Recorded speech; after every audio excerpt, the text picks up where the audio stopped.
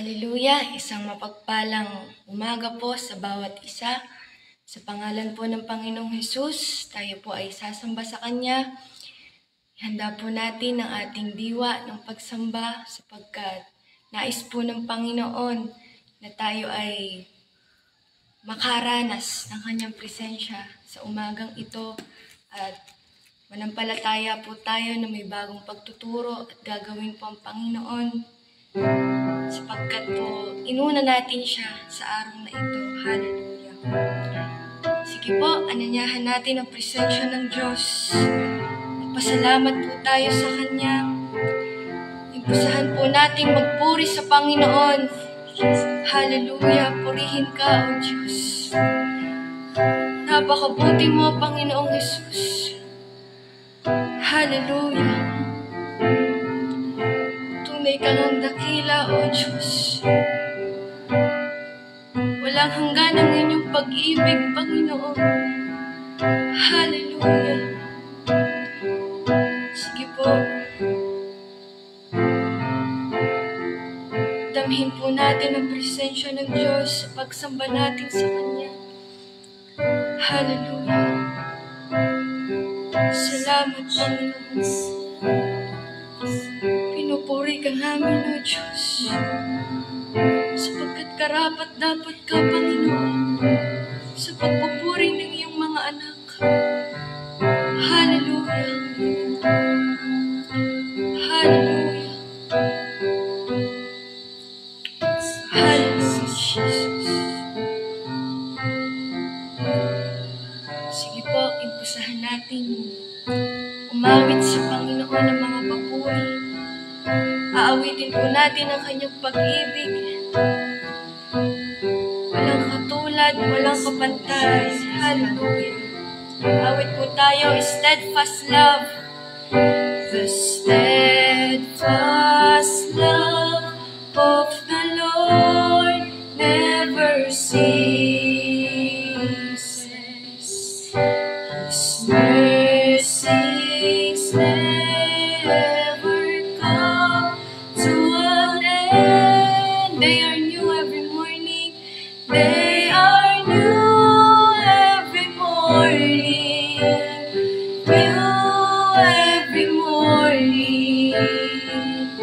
Great is thy faithfulness, O Lord. Great is thy faithfulness. Minsan pa po, the steadfast love. The steadfast love of the Lord never ceases. His mercies never come to an end. They are new. They are new every morning. Yes, Lord. New every morning. Great is thy faithfulness, O Lord. Great is thy faithfulness. Great is thy faithfulness. Pag-ibig niya ay laging sariwa. Pag-ibig niya ay hindi nagmamaliw. Nagmamaliw. Ang awa niya, ay walang kapantay. Ito'y laging sagana. Ito'y yes, Lord, salamat po na sa bawat umaga katapatan niya'y dakila. Katapat ay dakila. Minsan pa po pag-ibig niya. Pag-ibig niya ay hindi nagmamaliw.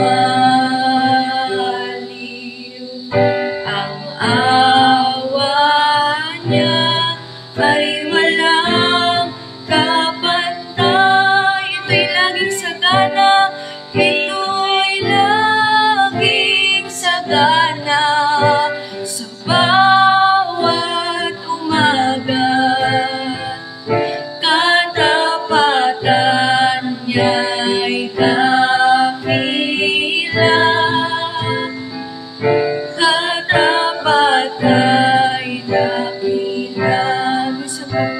pag-ibig niya.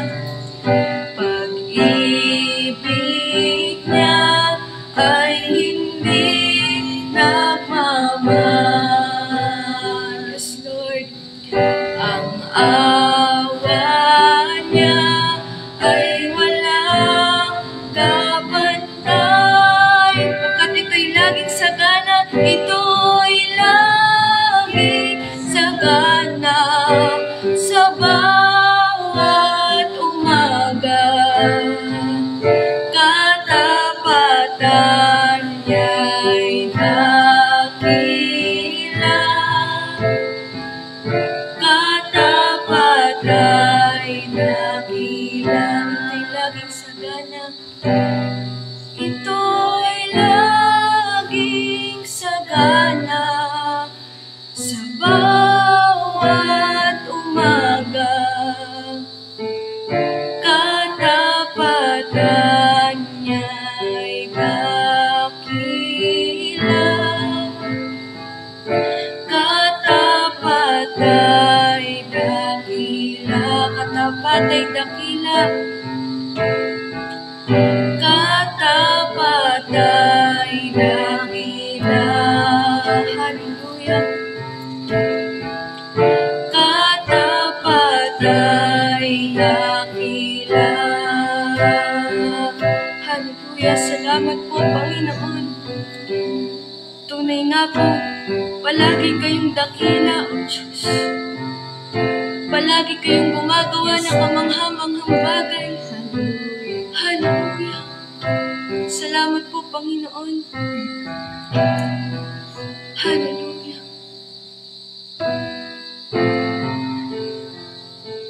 Hallelujah. Panginoon, sa umagang ito, lumalapit po kami sa inyo, O Diyos. Sa banal niyong presensya, Panginoon. Lumalapit kami, O Diyos. Lumalapit kami, Panginoon. Hallelujah. Hangad po namin, O Diyos, na magkaroon kami, Panginoon, ng bagong pagtuturo niyo, O Diyos. Bagong kagalakan, kapayapaan, pag-asa, Panginoon, na nagmumula sa inyo. Hallelujah. Panginoon, buksan niyo po ang puso ng bawat isa, O Diyos. Bagamat ang aming pagsambang ito ay through online platform, Lord, alam po namin, Panginoon, saan mang sulok ng bansang ito na nakikiisa sa inyong sa pagsamba, Panginoon. Alam po namin na naroon ang inyong presensya. Alam po namin, Panginoon, na may ginagawa kayo sa buhay ng bawat isa. Kaya salamat po, O Diyos. Kayo nga po, Panginoon, yung magbukas ng aming mga puso, magbukas ng aming isipan, Panginoon. Hallelujah. Hayaan niyo po kami, Panginoon, na matanggap namin ng lubusan, O Diyos, yung nais niyong ituro sa amin ngayong umaga. Hallelujah. Mapaluguran po namin kayo, O Diyos. Maparangalan namin ang banal niyong pangalan, Panginoon. Hallelujah. Salamat po, Panginoon. Tunay nga na laging sagana yung inyong pag-ibig. Laging sagana yung inyong habag, O Diyos. Salamat po, Panginoon. Karapat-dapat nga po kayo sa aming pagsamba. Kaya sa inyo po namin ibinibigay, Panginoon, ang pinakamataas, Panginoon, na kapurihan, parangal, pagsamba at pasasalamat sa pangalan ng Panginoong Jesus. Amen. Hallelujah! Purihin po ang Panginoong Jesus. At mapagpalang umaga po ulit sa bawat isa. Ihanda na po natin ang ating Biblia, ang ating mga notebook at ballpen, at ang ating pong mga spiritual na tainga. Tayo po ay dadako na sa pag-aaral ng salita ng Panginoon sa pangunguna po ng Pastora Sharan Harina. Puri po sa Diyos.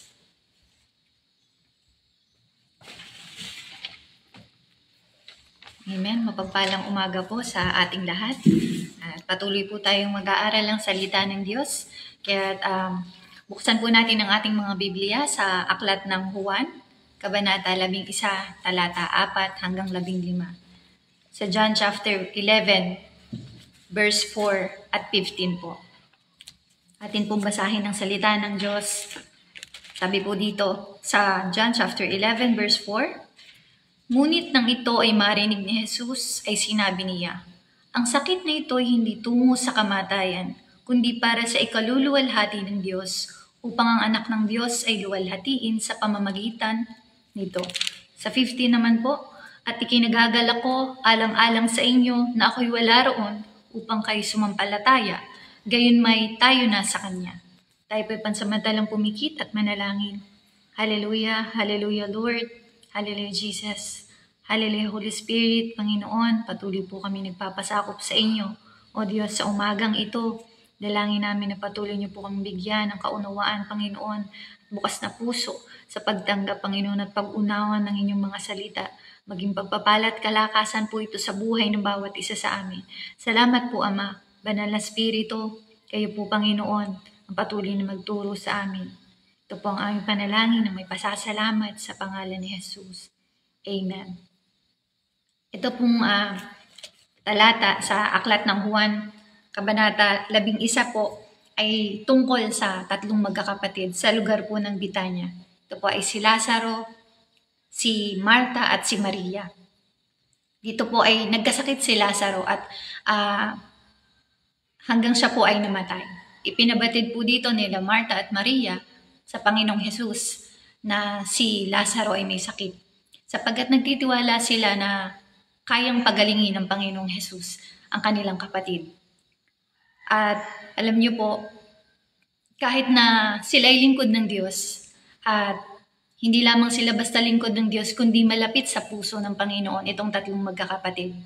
Pero ano pong sabi ng Panginoon doon sa kabanata, sa talata 4 hanggang 15. Kung atin pong susuriin at babasahin itong buong kabanata ng John chapter 11, maisip po natin hanggang saan po kaya natin kayang magtiwala at manampalataya sa Panginoon kapag naroroon na tayo sa sitwasyon na hindi na natin kayang unawain kung bakit nangyayari sa atin yung mga problema, mga pagsubok na sobrang tindi na po. Yung kahit tayo lingkod ng Diyos, nagkakaroon tayo ng katanungan. Dito po sa sitwasyong ito, sabi nga po dito sa verse 4, ang sakit na ito ay hindi tungo sa kamatayan, kundi para sa ikaluluwalhati ng Diyos, upang ang anak ng Diyos ay luwalhatiin sa pamamagitan nito. Amen po ba? Ang una pong bahagi na ating pag-aaralan ay yung sa pamamagitan po ng mga problemang ito. Ano po ba yung mga nakikita natin? Bilang tayo po yung mga tao, kadalasan po na nakikita natin sa mga sitwasyon na dumarating sa atin, lagi pong pangit, yung mga kaisipan natin. Lalo nga po, sabi ko kanina, na dumarating tayo sa punto na hindi na natin naiintindihan. Lalo't higit po, tayo na mga lingkod ng Diyos, meron tayong ministeryo na hinahawakan, meron tayong mga tao o kaluluwa na hinahayuhan po. Talagang kapag dumarating tayo sa punto na meron tayong mga pagsubok at nakikita tayo ng mga kaluluwa na ating inaalagaan, yung mga tao na hinahayuhan natin, nagkakaroon po sila ng pagtatanong nagkakaroon sila ng pagrereklamo sa Panginoon na bakit ganito? Bakit ganyan yung nangyayari? Na lumalapit tayo sa Panginoon, na naglilingkod tayo sa Panginoon, bakit lalo tayong binabaha ng mga problema? Amen po ba?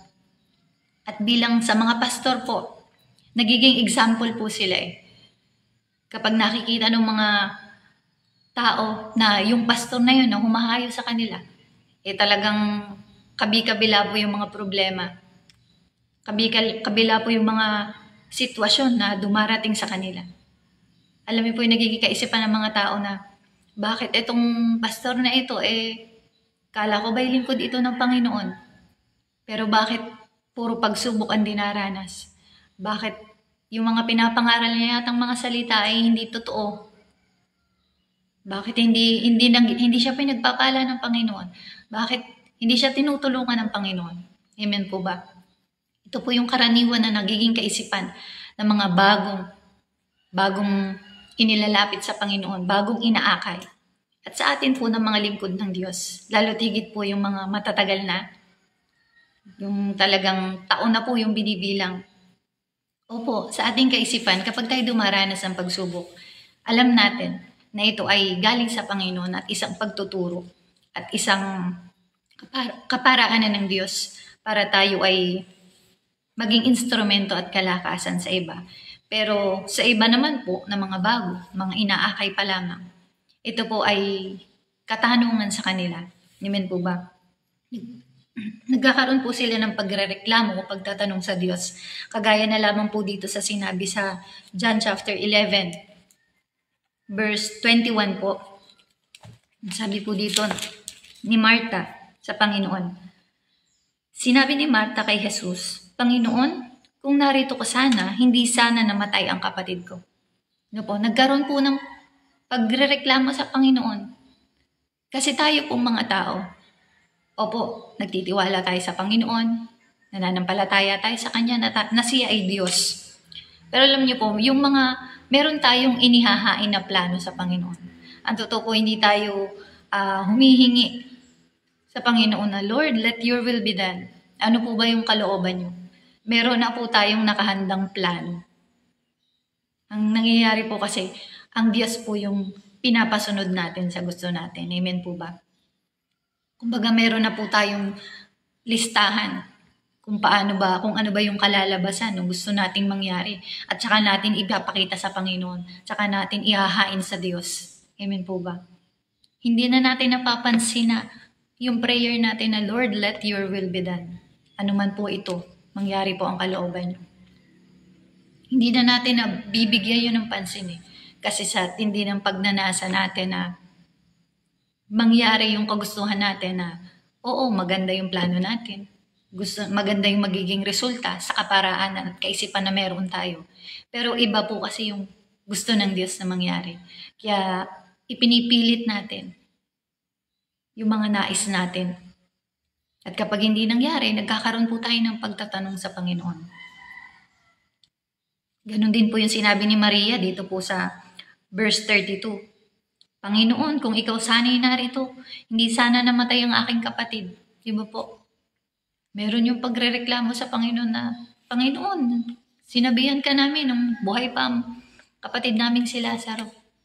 Nung 2 araw pa lamang siya na may sakit. Bago pa lamang siyang nagkakasakit. Pinasabihan na nila ang Panginoong Jesus. Bakit? Dahil gusto nila na pumunta ang Panginoong Jesus doon sa lugar nila, sa tahanan nila at pagalingin si Lazaro. Pero ang sabi ng Panginoon, hinahayaan niyang mangyari ang lahat ng bagay. Para ano? Para sa ikabubuti ng lahat.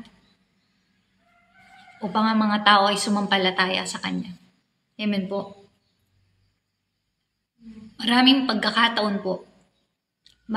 Hindi lang po kadalasan, kundi maraming pagkakataon. Yung mga pagsubok po na nangyayari sa atin, na dumadating sa atin, yun po yung ginagamit ng Diyos para makapasok po siya sa ating mga buhay. Para makagawa po siya sa ating mga buhay. Amen po ba? Kasi ang mindset po kasi ng mga tao, karamihan, ipagpapala lamang, kagaangan lamang, kaginhawaan lamang kapag lumapit sa Panginoon. Amen po ba? Maraming pagkakataon na yung dun sa matinding sitwasyon na hindi na natin kayang lumaban, hindi na natin kayang tumayo, doon nagagawa ang Panginoon. Kasi kapag okay po tayo, feeling natin kaya natin yung lahat. Hindi na natin kailangan ng tulong ng Panginoon kasi kaya naman natin gawa ng paraan. Kaya naman natin na solusyonan yung mga problema, yung mga pagsubok na dumarating. Amen po. Kaya naman, hinahayaan ng Panginoon na dumating tayo sa pagsubok na talagang dapang-dapa na po tayo. Yung sugat na po tayo. Para pong ma-realize natin na hindi natin kaya kung wala ang Panginoon. Amen po ba? At sa pamamagitan po nun, Talagang lalapit tayo sa Panginoon. Alam niyo po yung sabing marubdob na paglapit sa Panginoon. Yung umiiyak ka na. Sa tindi ng hirap, sa tindi ng sakit, at bigat na pinagdaraan niyo. Kaya dapat maging bukas na rin po ang kaisipan natin. Maging doon po sa mga kaluluwa na ating inaakay, palapit sa Panginoon. Dapat na maipaunawa po natin sa kanila na ang paglapit sa Panginoon ay hindi lamang kaginhawahan, hindi lamang puro pagpapala. Pagpapalang material, mga kayamanan sa mundo, hindi po yan. Diba po ang sabi ng Panginoon doon sa Mateo chapter 16 verse 24. Sabi po dito, pagkatapos ay sinabi ni Jesus sa kanyang mga alagad, kung ang sino man ay ibig sumunod sa akin, tanggihan niya ang kanyang sarili at pasanin ang kanyang krus at sumunod sa akin. Sapagkat ang sino mang nagnanais magligtas ng kanyang buhay ay mawawalan ito. Ngunit ang sino mang mawawalan ng kanyang buhay dahil sa akin ay makakatagpo nito. Amen po ba? Yun po ang pangako ng Panginoon. Na talagang kung tayo susunod sa Diyos, daranas po tayong mga pagsubok. Kasi ang nais po ng Panginoon ay talagang maging puro po tayo. Maging buo po tayo sa pananampalataya natin. Ngunit paano po tayo titibay? Paano po tayo tatatag sa ating pananampalataya? Paano po natin malalabanan yung mga gawa ng Diablo kung sa maliit na bagay nagkakaroon na tayo ng pagtatanong sa Panginoon? Nagrereklamo na tayo sa Diyos. Nawawalan na tayo ng pananampalataya. At doon po sa mga inaakay natin, magtataka na lang po tayo. Bakit kaya hindi ko na ma-invite itong tao na ito? Bakit puro excuse na lang ito? Puro tago na ito na dati naman ay naiimbitahan kong sumimba. Na dati naman nakakapag-Bible study kami. Bakit po? Kasi minsan nga po, tayo na mga lingkod ng Diyos, nakikita nila yung mga pagsubok na pinagdaraanan natin. Nag-aalinlangan na sila na sumunod sa Panginoon dahil iniisip nila na baka hindi naman totoong Diyos na sinasamba natin. Kasi bakit tayo sinusubok ng ganoong katindi? At maging sila rin na dumaranas ng mga pagsubok. Bakit? Nung nakinig ako sa gawain, umattend ako ng Bible study, nag-attend ako ng Sunday service, bakit sunod-sunod yung mga pagsubok na dumarating sa amin? Iba po. Kaya naman nagkakaroon sila ng kaisipan na wag na lang kayang tumuloy. Baka kasi hindi naman totoo yung Diyos nila. Kaya mahalaga po na ipaunawa natin na ang pagsunod sa Panginoon ay may kaakibat na sakripisyo. Na kailangan nating itanggi yung mga sarili natin. Kailangan nating magbata ng matinding paghihirap. Kagaya po ng Panginoong Jesus. At yung pong pangalawang bahagi po, kung sa ating mga tao, mga pangit na bagay yung nakikita natin kapag mayroong mga pagsubok na dumarating, ano po yung dapat natin na ngayong maging kaisipan? Yung magandang plano po ng Diyos, yung dapat nating makita. Maging kaisipan po doon sa pangit na sitwasyon na nangyayari sa atin. Diba po? Yung pangit na sitwasyon, titignan natin ang magandang plano ng Panginoon sa atin. Magiging positibo po tayo. Lahat po tayo ay talagang tinuturuan ng Panginoon. Kasi doon po sa mga pagsubok na iyon na inaalaw ng Panginoon. Doon po yung kaparaanan ng Diyos upang tayo lumalim. Di ba po, sabi po dito sa 15. Sa John chapter 11 verse 15 po. At ikinagagalak ko alang-alang sa inyo na ako'y wala roon upang kayo'y sumampalataya. Amen po ba? Hinayaan niya, inalaw niya na mamatay si Lazaro. Bakit po? Pangit po yun sa paningin ng mga tao. Kaya nga po dito nagkaroon ng pagtatanong din yung mga tao na nakakasaksi at nakakarinig doon po sa verse 37 po. Sabi dito, subalit ang ilan sa kanila ay nagsabi, hindi ba siya nagbukas ng mga mata ng bulag ay napigilan sana niya na ang taong ito ay mamatay. Di ba po may question mark na kagad. May pagtatanong na kagad na, totoo bang Diyos ito? Bakit hinayaan niyang mamatay si Lazaro? Akala ko ba ay mahalaga o malapit sa puso niya itong tatlong magkakapatid na ito? Amen po ba? At dun sa mga pagsubok na yun, kapag tumatangis po tayo sa Panginoon, kapag umiiyak tayo sa Panginoon, sa tindi ng pinagdaraanan natin. Alam nyo, umiiyak din po ang Panginoon. Nahahabag po siya sa atin. Dahil alam niya yung hirap. Nung naging tao po siya, nung panahong nabubuhay siya dito sa mundo bago siya ipako sa krus, naranasan niya lahat ng hirap, ng pagod, ng sakit, ng sugat. Kaya alam niya po yung pakiramdam. Alam niya po yung pakiramdam na nararanasan natin kapag may mga pagsubok. Nung nakita niya pong tumatangi si Maria, ano pong sabi doon? Tumangis din po ang Panginoon, nabagbag po yung puso niya. Kaya inaya niya yung mga tao, inaya niya sila Maria at Marta patungo sa libingan ni Lazaro. Amen po ba? Kasi nakikita niya nasasaktan yung taong mahalaga sa kanya, yung taong minamahal niya. At lahat po tayo, sa sitwasyong ito, ang kwento po ay tungkol doon sa 3 at sa iba pang mga sasampalataya sa Panginoon. Pero sa panahon po natin, ito po ay tayo mismo. Habang tayo ay dumaranas sa mga pagsubok, nasasaktan tayo, umiiyak tayo, nasasaktan din po ang Panginoong Jesus. Pero ang gusto niyang mangyari, sa Kanya po tayo lalapit, hindi po tayo lalayo. Yung magandang plano po ng Panginoon, yung mga pagsubok na yun ay hindi para tayo ipahirapan, hindi para tayo ay ibagsak ng Diyos, kundi para tayo tumibay at sumampalataya sa Kanya. Kaya tayo po na talagang kung binibilang natin ang ating mga sarili na tayo ay lingkod ng Panginoon, tayo ay sumasampalataya sa Kanya. Tayo po dapat ang maging instrumento para sa mga kaluluwa na ating inaakay upang maintindihan nila kung bakit ba kailangan nating dumanas ng pagsubok. Na mali yung kaisipan ng mga tao na pag lumapit tayo sa Diyos, maginhawa na ang buhay natin, mawawala na yung mga pagsubok natin, gagaling na yung mga sakit karamdaman natin. Opo, sinabi po ng Panginoon, ang Diyos ay tagapagpagaling, ang Diyos ay provider, iba po. Pero bago po mangyari ang lahat ng iyon, ay kailangan muna nating sumampalataya at kailangan muna natin na dumanas din ng mga matinding pagsubok. Ang mga lingkod po ng Diyos, sabi nga po, habang nasasaktan, habang dumaranas sa mga pagsubok, lalong tumitibay. Di ba po? Lalong tumitigas po ang pananampalataya natin. Kasi ang gusto ng Diyos, mapagtagumpayan natin yung mga gawa ng kaaway sa ating buhay. Paglalim ng ating pananampalataya po, at sa mga bagong mananampalataya naman, yung tunay na pagsampalataya nila sa Diyos. Yung pagtanggap nila sa Panginoon ng buong puso, na willing sila na talagang dumanas ng matinding paghihirap.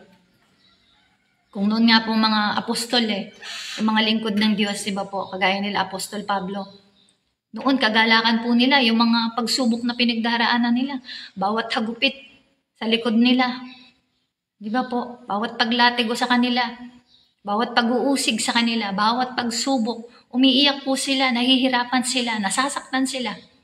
Pero kagalakan po sa kanila yon. Kasi bakit po?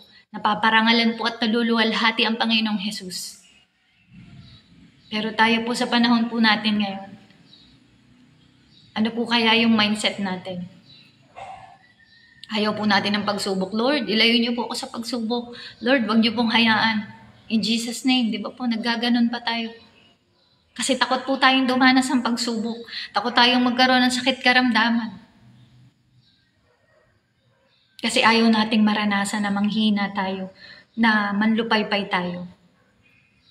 Pero ang gusto po ng Diyos, mawala yung lahat ng kakayahan natin para sa Kanya po tayo umasa. Dahil yung meron po tayong sariling lakas, katalinuhan, kaparaanan, hindi nais ng Diyos yun. Kasi minsan nagiging pride natin po yun. Kaya tayo lumalayo sa Panginoon dahil kaya natin. Kaya hinahayaan ng Panginoon na sa Kanya tayo umasa. Kung ang Panginoon nga po, sabi, lagi tayong lumapit at manalangin sa Diyos. Yung connection natin sa Panginoon. The more tayong sinusubok, the more tayong lalapit sa Panginoon. Lagi tayong kakapit sa Kanya. Dito nga po sa verse 41 at 42 po, sabi dito, kaya't inalis nila ang bato.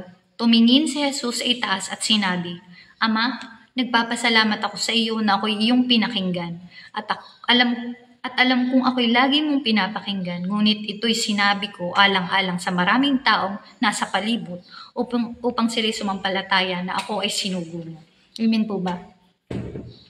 Lagi, maging ang Panginoong Jesus po ay nananalangin eh. Tayo pa po ba? Amen po ba?